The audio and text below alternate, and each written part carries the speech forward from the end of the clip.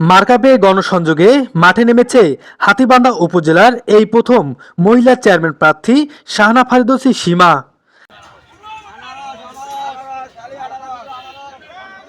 শাহানা ফেরদৌসী সীমা Patikapara UP chairman ও হাতীবান্ধা আওয়ামী লীগের কার্যকরী কমিটির নেতা মজিবুল আলম শাহাদাতের স্ত্রী। সবার প্রথমে আমি হাতীবান্ধা উপজেলাবাসীকে সালাম জানাই। আসসালামু আলাইকুম ও আদাব। হাতীবান্ধার এই নির্বাচনে, উপজেলা নির্বাচনে এর আগে কখনো কোনো মহিলা প্রার্থী ছিল না। আমি এই হাতীবান্ধা উপজেলার প্রথম মহিলা প্রার্থী। সেই হিসাবে আমি সকলের কাছে অত্যন্ত সাড়া পাচ্ছি এবং সকলে আমাকে আশ্বস্ত করছে যে তারা আমাকে ভোট দিবে। এবং আমি যেহেতু একজন নারী, আমি নারীকে নিয়ে এগিয়ে যেতে চাই। বিশেষ করে পিছিয়ে পড়া যারা নারী, তাদেরকে নিয়ে আমি কাজ করতে চাই। মার্কা হলো আনারস। আমার মার্কা আনারসের কথা শুনে অনেকে আমাকে সাড়া দিয়েছে।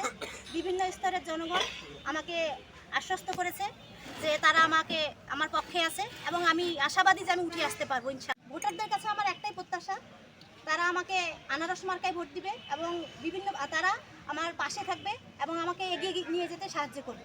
আমি আইন শৃঙ্খলা বাহিনীর কাছে অনুরোধ করব তারা যেন এবার নির্বাচনে নিরপেক্ষ ভূমিকা পালন করে এবং সুষ্ঠু ও সুন্দরভাবে যেন ভোট হয়, সেই লক্ষ্যে যারা তারা প্রয়োজনীয় ব্যবস্থা গ্রহণ করে।